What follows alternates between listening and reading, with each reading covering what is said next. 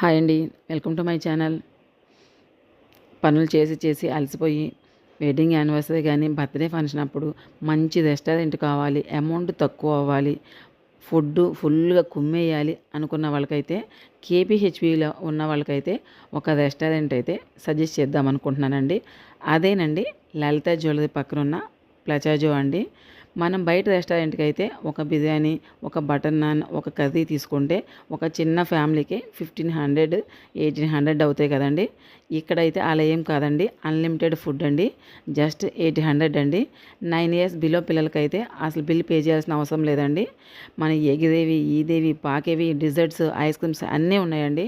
నెల్లూరు చేపల పులుసు, mutton, prawns అన్నీ ఉన్నాయండి. చాలా బాగా ఎంజాయ్ చేస్తారండి. ముఖ్యంగా ఫుడ్ లవర్స్కి అయితే కుమ్మేయచ్చండి.